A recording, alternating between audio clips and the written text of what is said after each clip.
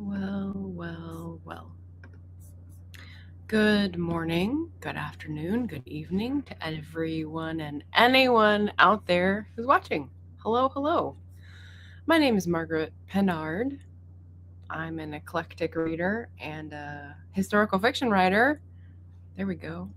And today is a Wednesday, so it was scheduled to have a Wednesday wrap up. I've got the books here. I'm a little book stack for the last 2 weeks. But I'm going to do that in the middle of something else. Like it's a turducken day. So let's see.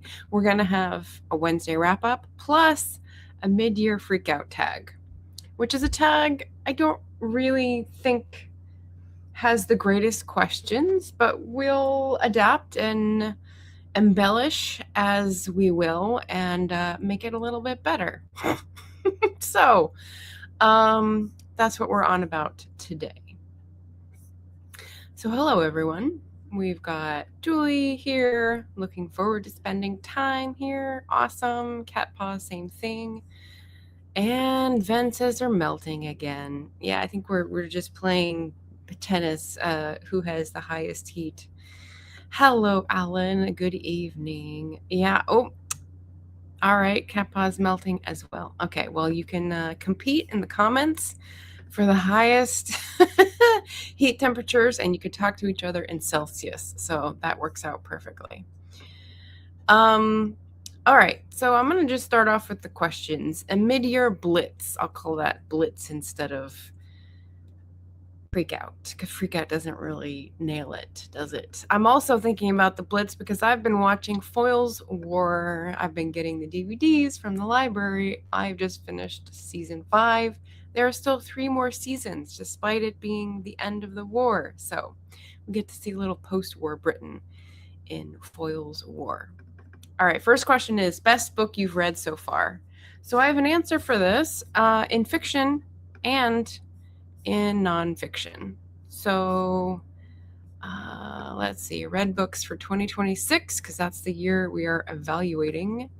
I've got, Cat Paw's gonna like this one.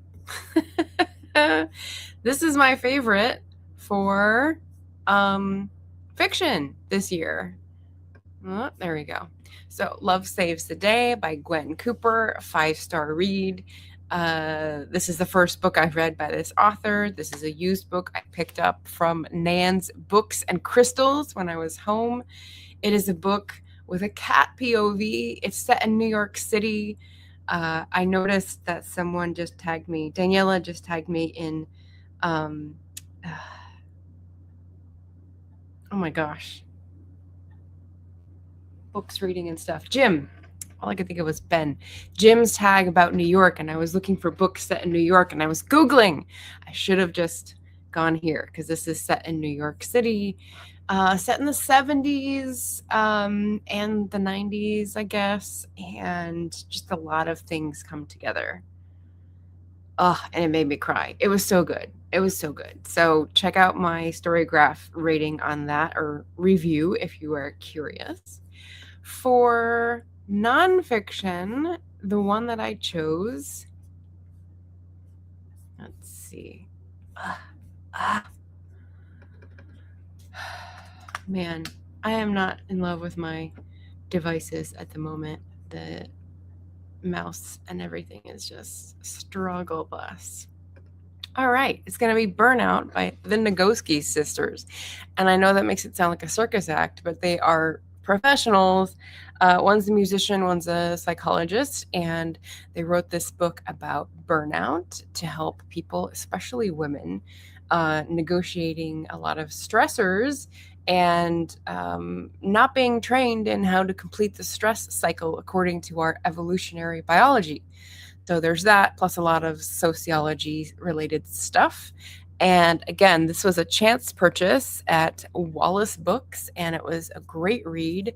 5 stars, really helpful, really thoughtful, and just well articulated. So I watched an interview with both of them, TED Talk, and then interview, I think, and they were both very good to listen to. So highly recommend these writers and this book. Bloop. there's Jim. See, I wouldn't have had to think so hard if he had his comment when I was trying to remember the word. Hey, y'all. I will vanish when my student logs in. Hello. Thanks for booping the like button. Leslie is here, and Anita is here, and we booped the like button. Awesome. Cat Paw is saying, love Foils War. Watch the whole series at least 3 times. Oh my gosh. You know what's funny is as I'm watching these episodes in season 5, which I did not watch when we had the streaming service and I was visiting my parents, which got me started on it, I feel like I've seen them somewhere. So I don't know why it's this familiar feeling. Did I perhaps watch them somehow in the time that they were being aired? Like 2010? It's very weird. It's like deja vu for some of these plots. Trivia, a little bit. Anthony Horowitz, who wrote it, named it Foils after the London Bookshop. Oh, how funny. The bookshop is honored in Time Shift too. Is Time Shift also by Anthony Horowitz? Huh. I don't know that one as well. I've heard about it though. Leslie says, I had to move my fern, Pete's Steve, from the office window because it was singed by the sun shining through. Oof. Do not get burned by the sun. Oh boy. All right, well, we've thrown Fahrenheit into the competition now, so I don't know how you guys will do it, but there we go. So those are my 2 answers for number 1. Question 2 is the best sequel you've read so far. Now, it doesn't specify whether this is a sequel you've read in order and read the preceding books for, or whether it's a sequel you've just picked up and started in the middle for. So I've got a bunch that are sequels are in a series that I just found the used book in the middle of the series and thought, well, I don't think it's too dependent, doing the basest amount of research and diving in. So I have read Ali Brosh's. Let's put this up. There's too many, so I'm not going to skip around. I'll just mention these. Ali Brosh is a cartoonist, and she wrote Hyperbole and a Half, which is a big success. And I read Solutions and Other Problems, which was her follow-up like like 10 years later, really. It was good. Stephanie Burgess, I read, what did I read? It was recent. I hadn't read the earlier one in the series, Claws and Contrivances. That's right, Regency Dragons #2. So that was a fantasy romance that had miniature dragons in it. And it's the second book in the series, but they're just in the same universe. They weren't dependent. So that was cute. The Shard Lakes, of course. I've got my collection going. This is coming up. I think I have one more before that. Maybe not. But I'm trying to finish all my Shard Lake novels before I jump into my Hilary Mantel, because as Mike informs me, Mike of Riff Raff's Reading Renaissance, they're treating the same subject from a very different viewpoint. So I don't want to like jump into one and then jump back. I think I'd like to evaluate them separately.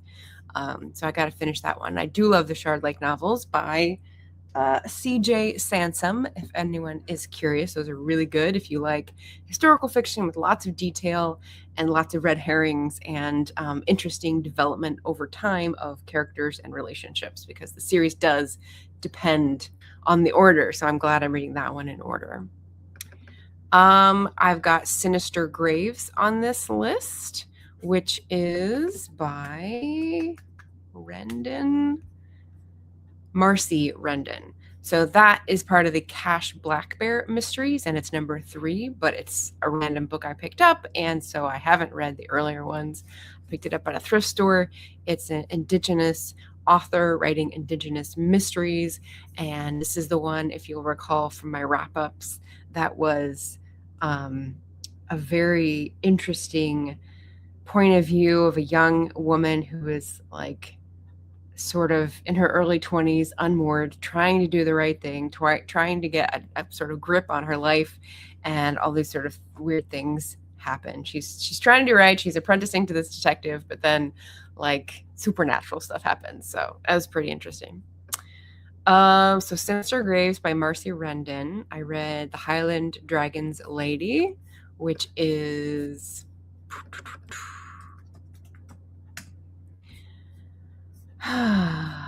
Highland Dragons #2. It's a shifter romance by Isabel Cooper.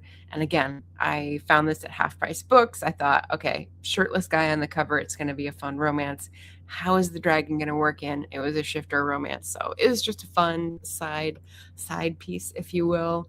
I've got the Hookup Plan, which I hadn't read the previous ones for. That is a contemporary romance by Farah Roshan. It is #3 of the Boyfriend Project series. It's African-American romance and great steamy romance, let's say, contemporary girl boss, old boyfriend, and sort of like career goals interfering. So that was really good. Let's see. Belonging was a reread, and it's also second in a series. I haven't read the first. Sebastian St. Cyr, that's a historical mystery. I read the fourth, and I think I've read the earlier ones, but it was a while ago. Enola Holmes was #10, and I've not read any of the earlier ones, but I do love the movies. So I do also like Nancy Springer, who wrote those. She writes a lot of IP series. So she writes her own books, but then also I think writes sort of to the test of other people's plots, maybe, or like universes at least. I don't know exactly how that works. Gentleman Jim by Mimi Matthews. I love that author, but the book wasn't really up to scratch in terms of my idea of Mimi Matthews. Lady Julia Gray, that was the queen of Twitter. I can't remember her name right now, but those were rereads. Yeah, so I would probably say The Shard Lakes or Sinister Graves. One that I've read all the books up to, and one that I just plopped right in the middle. Those are my favorite sequels.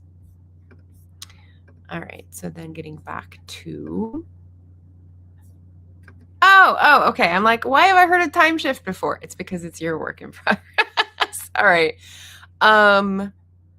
Foils is going to be worked into Time Shift. Well, that's fun. Okay. Question #3 in the tag is a new release you haven't read yet, but want to. And so I had one for 2026 and one for 2025. I think We Will Rise Again it's nonfiction, isn't it? We Will Rise Again. It's on my shelf. It's a very pretty book. Where did I put it? Oh, boy. Well, I was counting on doing this digitally, so I don't have that one. It's a pretty book. It's, oh no, it's sci-fi. Wait. Just picturing the cover, and I was like, no. I thought it was, but it's not. It's sci-fi. We Will Rise Again. Speculative stories and essays, so it's both fiction and science fiction. Sorry, fiction and nonfiction, and that's why it threw me for a loop. Speculative stories and essays on protest, resistance, and hope. Isn't that a pretty cover? I like those colors together. Those are kind of markers that I just bought, the Posca markers to do journaling with. Edited by Karen Lord, who some of you may know and appreciate, Annalee Newitz, and Malka Older. So I got this at a local bookshop, and it is a new purchase. Yeah, this is one of the new ones, and I haven't read it yet. And then the other one was Burn Down Master's House, and that is an audiobook that I got from Libro.fm. And that I have heard some interesting, cooler talk about. Some good, some bad. Burn Down Master's House. It's by Clay Kane, and that came out very recently. So, yeah, haven't gotten to them yet. #4, most anticipated releases for the second half of the year. Okay, so there's just one for this one, and it's related to my most recent chat with Ven's Book Corner. Sorry. So I'll just drop the link in for that because that was a great discussion. If you didn't get to see it, it's just an hour, and here's the relation. Ven and I talked about a buddy read called The Trading Game by Gary Stevenson. And my most anticipated release for the second half of the year is We Need to Tax Billionaires by Gabriel Zucman. Gabriel Zucman, I found out about, is a French economist who has the same goals about reining in inequality as Gary Stevenson. So he came on Gary's YouTube channel and had an interview with him, and it was like, they were like sparking off each other. It was great. We Need to Tax Billionaires. I'm sure you can probably draw some conclusions from the title of the book, but if you want to get into billionaires, inequality, economics, and not fall asleep, we had a great discussion on Monday. So tune into this link, and you'll find our buddy read discussion. Number 5's question is biggest disappointment. So I have had a few of these. It's been, as I said in the thumbnail, kind of a mid-year, several disappointments for books. I read Joyce Vance's book, and it's political of the American moment. She's kind of a big voice, not as big as Heather Cox Richardson, but same kind of vibe. And I just didn't really get anything new from it, so that was a disappointment. Livingstone's Cornwall is a classic book by Ethel Colquhoun. So she was writing in the 50s about her time in Cornwall from the 30s to the 50s. She had a little bit about local custom, a little bit about druids and folklore and stuff in Cornwall. And I was reading it to prepare for my trip, but it really wasn't very helpful for the trip planning. So just surface interesting. Seek You, A Journey Through American Loneliness by Kristen Radke. That was a graphic nonfiction, which didn't really cohere in my opinion, so I didn't enjoy it as much as I wanted to. And enjoy is sort of a weird word, but get enough from it that I thought I would. And then the last one is Mess, which is a book about it's a fiction novel about a declutter organizer in Hollywood and how her life is out of control, but like she learned some lessons. And I thought something was going to happen, and it led up to what I thought that would be, and then it didn't. And it didn't really like end in a way that was satisfying to me. So those are a few of my disappointments in the book world this year. Question number 6 is biggest surprise, and I've got 2 for this one. They are both fiction, so I can do this and add it on here.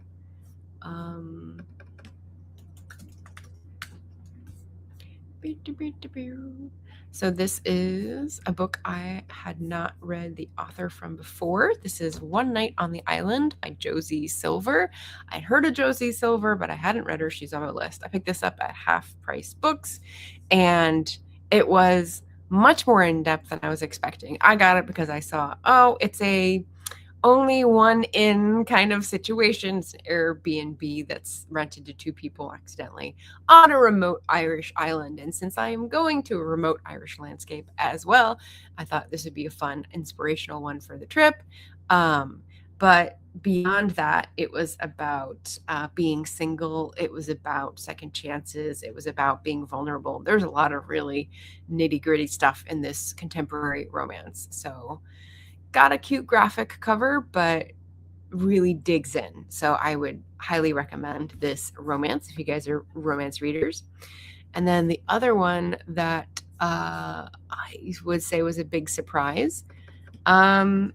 This one you guys heard me talk about as an audiobook, Revoltant Development, Loneliness and Company by Charlie Dyroff. This was like a dystopian future where AI is, what's it called? Not dominant, but like ascendant. There we go. And we've got a person, our main character, who is sort of in the privileged track and researches and top of the class and thinks she's destined for greatness.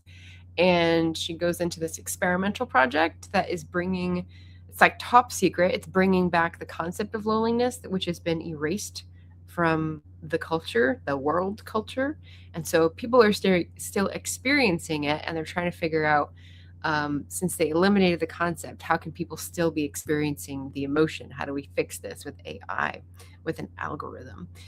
And in the course of the book, the surprise was that they really make an example of this privileged person and really push her off the deep end. And, she doesn't, I won't put any spoilers in, but it was just painful to watch this experimental approach be so sadistic and like Ender's Game-ish, if you get the reference. And so that was an unpleasant surprise, but an interesting thing that did make me think and feel. So I guess it's a success. Question number 7. Favorite new author, debut, or new to you? So I've got several here, which you will have heard me rave about. The one that I've raved about already in this video is Gwen Cooper. So Love Saves the Day, Cat POV. Apparently the novel she did that was pretty successful before that was also an animal-centered one. So not only is she a good writer, but she's got an interesting theme going for her books, which is great. Andri Snare Magnuson, who wrote On Time and Water, who is an Icelandic writer of nonfiction, and his essays on glaciers and climate change and the state of the world just like blew me away. Really, really good. Speaking of glaciers and water, we've got The Blue Machine by Helen Chersky. She is a science writer who just had a new book come out and a really great science communicator, which as Neil deGrasse Tyson has said, we need more science communicators. So The Blue Machine by Helen Chersky, amazing. She speaks in the metaphors. That is what I need from a science communicator. And then the final one, also nonfiction, Vanessa Machado de Oliveira. She's the one who wrote Hospicing Modernity, which I have definitely raved about on this channel. She is a indigenous science and education background kind of person who's talking about how it's not just one thing, it's not just another thing, it's like the whole picture we need to rethink. So it's not just tweak an interest rate here, fund a social program there. It's like, no, with this whole thing is collapsing. We need to take what we can from it and move on together as a community and like admit it and move on. So I really, really resonated with that message. So we're halfway through the mid-year freak out tag. No more billionaires. Yes, Cat Paw agrees. Excellent. Hello, Emma. Emma stopped by on my sour candy poll, which is great. So yeah, that was some fun responses. I'm going to have some candies to look up because I was feeling like I wanted a sour candy and then I didn't like the choices that I had in Trader Joe's. So I was crowdsourcing my research here. All right, so we've come to the middle of the tag and now we're going to do, whoops, not that one, this one, a quick insert of my Wednesday wrap up. So we'll go in order of reading. The first one I have here is The Art of Simple Living by Shunmyo Masuno. It's a Zen book. So he's a Zen Buddhist monk, and it's called 100 Daily Practices from a Zen Buddhist monk for a Lifetime of Calm and Joy. He's written another book, and what I thought was cute about this is that it's just one-page things, sort of like meditations with little illustrations and mottos. And, that's just a nice thing to do every night, to read a few before bed. And if one resonates with you, you stop and you sort of noodle on that and then fall asleep and like have your background brain think about it. Now I have a few tabs on here, but I didn't have too many. There's 100 here and I have 1, 2, 3, 4, 5, 6, 7 tabs. So I got this book new because when I went out for Portland Book Week, I was trying to support each of the bookstores that I visited. I did the bingo sheet. I got 2 bingos. I did not win in the bingo contest, but that was fun. It was a competition against myself, and I won because I got to read more books, so and discover new bookstores. But yeah, I'll be selling this back into the ecosystem. It wasn't totally my thing. It wasn't really what I needed. Something similar, though, that I did really like was the film Perfect Days, which I think I've told a couple people about already. But Perfect Days was not a documentary, but sort of like a infomercial. Someone wanted Wim Wenders, who's a big director who I didn't know because I'm not a film buff, to do something to bring attention to Tokyo Toilet, which is like a partnership for public toilets to be designed by big name designers and architects. And they did that, and they sort of just inserted it into this meditation on the life of a cleaner of public toilets and like how he has found contentment. And it's really beautiful. There's not a lot of talking, Japanese or English, but it's subtitled, and you see his regular daily life, and then you see his like boat being rocked by a few abnormal events, let's say. And it doesn't tell you how to find that contentment in your own life, but it does make you stop and think. So I'm gonna advocate and recommend you go see Perfect Days. I got a copy of the DVD from the library, and yeah, that would be my recommendation. Next, I got a couple craft books. So here is Weaving, a Modern Guide to Creating 17 Woven Accessories for Your Handmade Home by Mary Maddox. So I went through the whole section because occasionally I will go through craft sections. I had not found anything in the weaving section that was remotely accessible to me. It was all really old reference books or stuff for people with a lot of equipment. But this one was like small projects and sort of things that you could do as art. And I was like, well, okay, this is really cool. She's taking inspiration from nature. She's giving designs about how to do different colors and different knots. Some of them are not very easy to explain, so I will have to go up on YouTube to see, like, was it sumac? Yeah, so like sumac knots. As you can see, the one problem I had with this was it's tiny writing and there's all this white space. So like, why wouldn't you make that font bigger, lady? Why? But I do like her design sense and pictures and everything. So definitely keeping this. It got me back into do some more like weavy squares. I've done 2 this week. One came out well because I looked at the book while I was doing it, and one where I was like, I'm just gonna wing it. I think I get the concept. Did not come out well, but I tried. So this is like, you know, part of the learning new skills, learning new crafts, and I think it'll help me in my journey, and maybe I'll be making some gifts that I have actually made by hand. So that's cool. Ven says, I need to find some sour candy. The so-called sour stuff here is rubbish. Oh, all right. Well, maybe if you look at the recommendations, you can find some of those in your neighborhood. Diane had a good recommendation and said that there's a website where you can find vendors near you. So I will be looking that one up. Next on my wrap up for this Wednesday, I have another.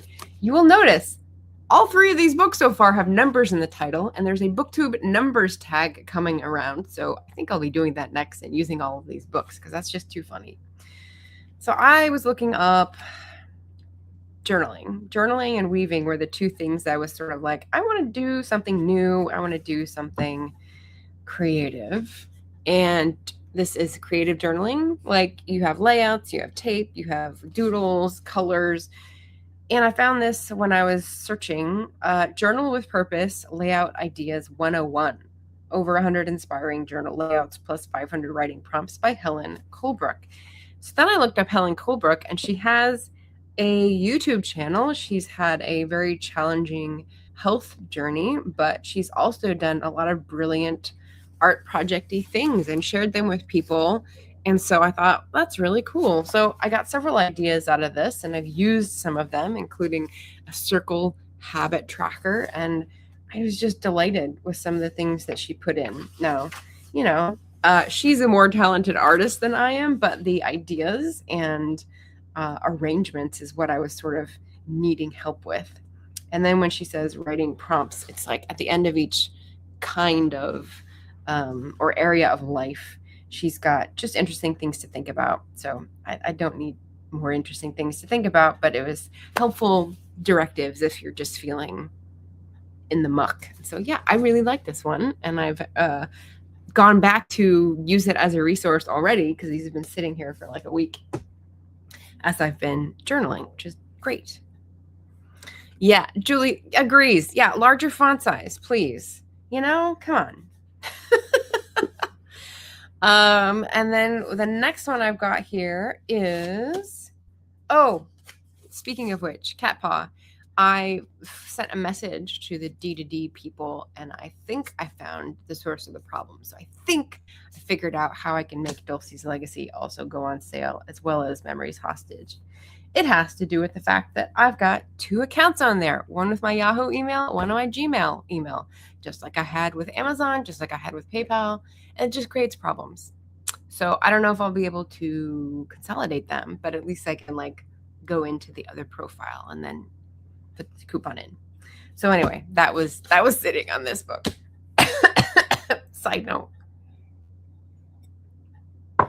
Actually, a helpful customer service response, not an AI generated one. Okay, now we've got a library book instead of a new purchase. It's The Midnight Taxi by Yosha Gunasekera, who is a Sri Lankan American author. This is a mystery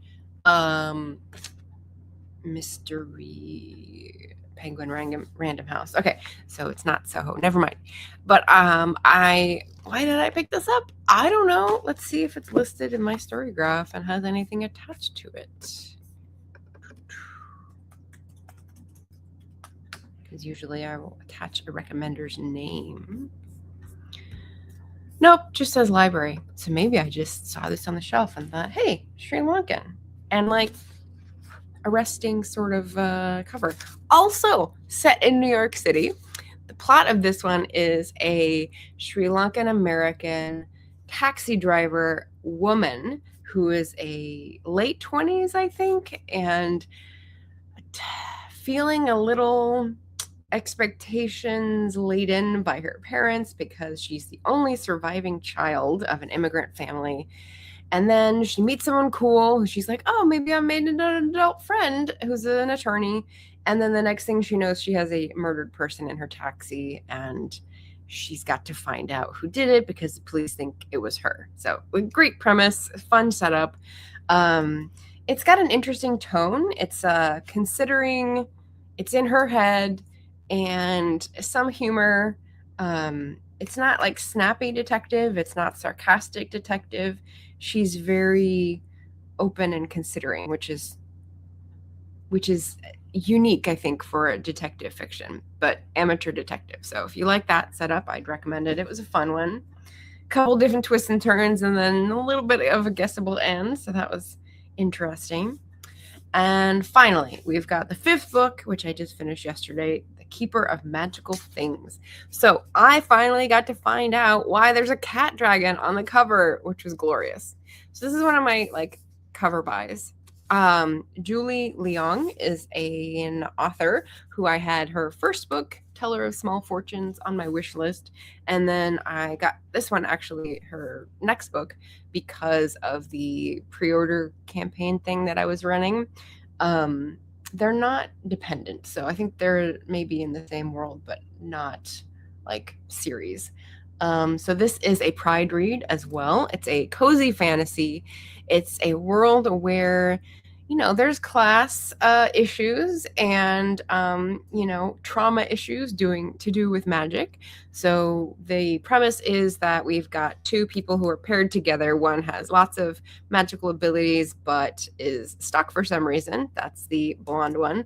And then one has very little magical ability, but really wants to become a mage. And this is her chance. So the errand that they're sent on is to take a bunch of minor artifacts out of the palace and magical academy place because too much magic is causing issues. So they take it out to the countryside, store it in a warehouse. And the reason they chose this place in the countryside is that it was basically like bombed in the magical wars before there was an agreement, and all of its magic has been leached away. So they think, oh, well, now this won't cause problems for them because there's no magic. So just store them here. And of course, these are very, very different people. So these 2 women who go on this adventure, warm to each other, warm to the town. It's cozy. It's very cute. And they don't have anything to do with the cat dragon, but it's a delightful addition character. So very cute. Very cute. Great cozy fantasy vibes. Very like Legends and Latte vibes. So if you like that, Julie Leong, I think would be a good bet for you. I think that covers it. Any questions about the 5 books I read in the past 2 weeks? Hey, Melissa. Wow, cool. Nice to see you. Why did I pick up this book? A story of my life. Exactly. One of the books I started reading yesterday, I was like, why did I pick this one up? Is Authority by Andrea Long Chu. And I don't have a note on this. This is also a library book that I actually requested. I had it on hold for a long time. It was a long time. Winner of the Pulitzer Prize. But like, where did that come from? I have no idea. So nice to see you. Yeah, so there we go. There's the quick wrap up. And then we'll jump back into the mid-year tag. Question number 8, newest fictional crush. Oh, okay.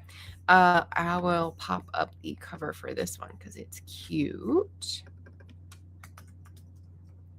And it was such a wrench to read this book. Oh, I don't need to click on it. I just need to enlarge it. Okay, so if you remember when I read this one, Sisters in the Wind by Angeline Boulley. It is third in the Firekeeper's Daughter series. I forget what the second one is called. It's something about underground. But basically, Angeline Boulley is an Indigenous writer who was in the government, in the BIA maybe, or like HUD. I can't remember exactly. But she's left her position to do authoring full time. She's kind of a hotshot. And yeah, this is the third one. They're really propulsively written. They're really good page turners. Each one takes up a little bit different of a focus on an Indigenous community issue. And it's focused on a community of, now I'm going to remember the Isle. It's an island that is set in the border waters between US and Canada near Michigan, and now I can't remember what it is, but it's centered on an actual tribe or band in that area and her experience in that region, which is pretty cool to have it so grounded in actual facts. This one, Sisters in the Wind, was focusing on the foster care system. And if you've read The Indian Card, which is nonfiction, or listened to one of the Pod Save America interviews about, that's got fire in it too. Not the fire this time. That's James Baldwin. Anyway, it's got fire in the title, and it's treating the issue of Native American babies often being taken from poverty situations and put into the foster care system, and profit being made off of this. So they're destroying the community, just like the 60s scoop of taking people and putting them in residential schools did. So it's just another wave of trauma visited upon the community. This fictional book treats this subject with a young woman who is working at a diner. She's run away from some situation, and we get flashbacks of her life with her dad and her stepmom, and then her life in the foster care system, and it sort of all comes together at the end. And sorry, let me go back to the fictional crush in this. There's an agent in the FBI. He's actually a former FBI agent, and his name is Jamie in this book. And like, I don't know why. It may have been mentioned in the previous books where he appears or not. I just formed this picture, but Benjamin Bratt in the Police series or whatever he was in, that's totally the image I have of him, like a young Benjamin Bratt. So yeah, new fictional crush. He was an amazing character in this book. He didn't have the same kind of role in the last one I saw him in, so this is a good one. Yeah, Melissa, following on, there are books I own that I don't know how they got there. Yeah, I think if I own them, at least recently bought, there's a process where I get them and I put them in my Storygraph system as soon as possible so that I remember, oh, I got this because this person recommended it. So I change it from wish list to owned. And yeah, it usually has that person's name on it because they're recommended. You've got some on that system, by the way. I don't know how many anymore. I think there was just like 2, but yeah, that's my system. Number 8. Number 9, newest favorite character. All right, so I mentioned this one before, The Cash Black Bear Mysteries by Marcy R. Rendon. Cash Black Bear. Cash is a name for this young woman. She's like early 20s, and she's apprenticing to a detective in Minnesota. And newest favorite character. She's got like this really counterculture, really like interesting off the wall perspective on things, and when we're in her head we get to hear what she thinks about them, what she's prioritizing, and it's great. I love it. It's just very out of the box and different and unique. So Cash Black Bear, my newest favorite character. Question number 10, book that made you happy. I mean, it made me cry, but Love Saves the Day ultimately made me happy. So that's the one I've already mentioned. Some other honorable mentions, I would say Raybearer. I finally read Raybearer this year. Just to give you the cover for that one. It's a cool cover. You probably have all already read it. Jordan Ifueko, and I follow Jordan on social media, and she's great. She's like honest about author things. So I really enjoyed following her, but then I really enjoyed finally getting into her book and seeing what everyone was talking about. So it's classified as YA, I think, but really great fantasy, different world, African culture focused, but multicultural world, and really cool like magic system that they have here. So I really enjoyed that. Made me happy.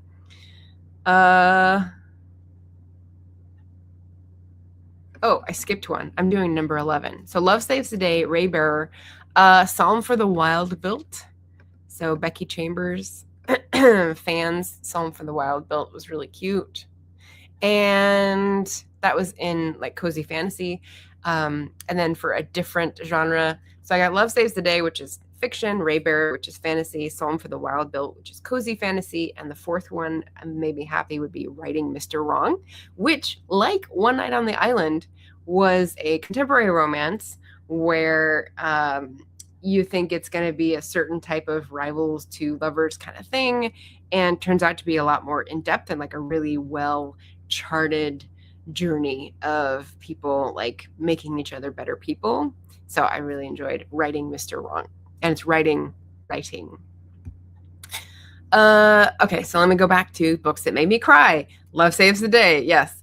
Sisters in the Wind also made me cry because that was really good. It's propulsive, but it's also like very emotional.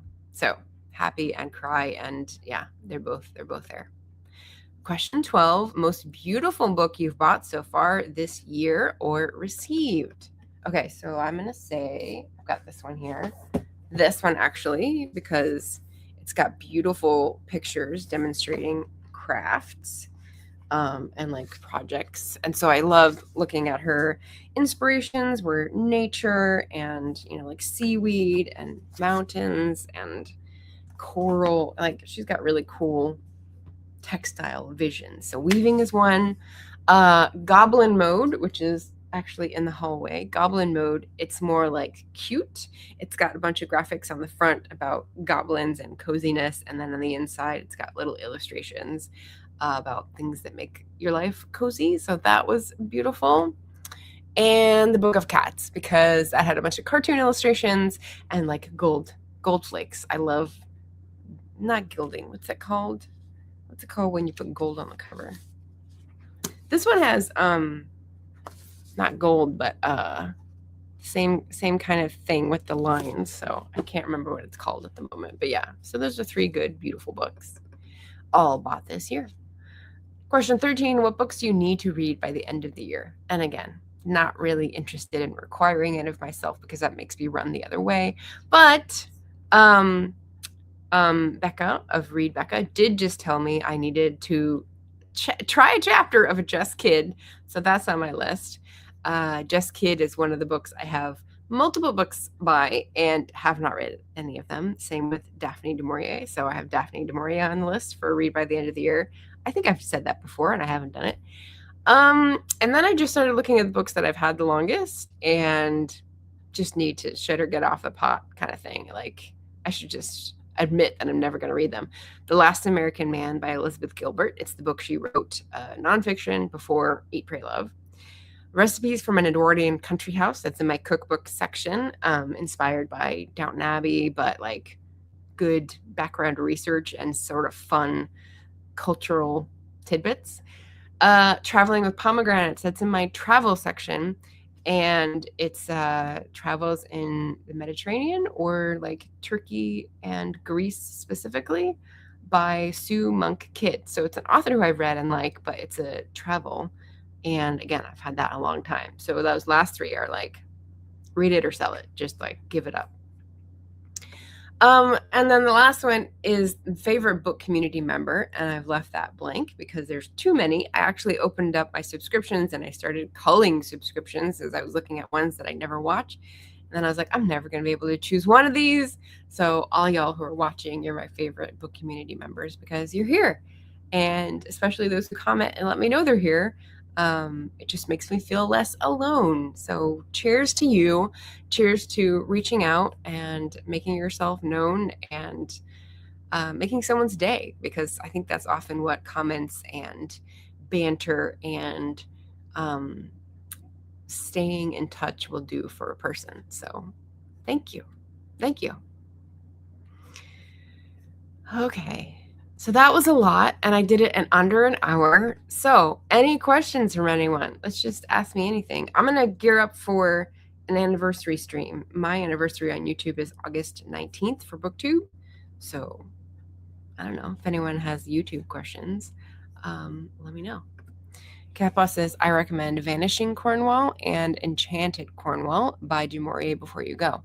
Oh, okay. So we've got an author who has written nonfiction, like travel. Okay, cool. Find them while there. Yeah, that's a tricky thing because I will not have much book space because of the modern state of airline travel. But I can definitely find them before I go if they're in the library system. That might be good. Thank you. I'll star that. Come back and look it up in my Multnomah County. All right. Well, I'll put the thank you down here. You tag people with this, but it's such an old tag. The creator isn't on anymore. Like they're not looking for their tag. So yeah, anyone who's like ready to do their mid-year stock taking, now is the time because it's beginning of July. You can look at month 1 through month 6, look at your stats. I don't know if you guys saw, but my filtered list of 2026 reads has 86 books in it. So we're a little past halfway and I've read 86. If I look at the line of how many books throughout the months last year, it did slightly go down. So I'm guessing I'm probably going to read about 140. It seems to be about my speed. I like 144 because it's a gross. We'll see. Julie says, Just Kids was interesting. I'm kind of iffy on Mapplethorpe, but Smith is a good author. What is this referring to? I need more context. Is this mystery? Is this film? Mapplethorpe. I feel like this is maybe destined for a different comment section. Smith is a good author. Who's Smith? Did I talk about a Smith? I don't think so. Let me know. But that is it for us today. I think I might just like go back and take a nap. Yesterday was very busy And I've got more to do today, but yeah, that's it for us today. 5 books and a tag. Looking forward, I've got a lot of books to choose from, so we'll see what the second half of the year looks like. All right, take care, everyone. Thanks for being here. I will see your tags if you do this one. Otherwise, happy reading, and yeah, take care. Stay hydrated.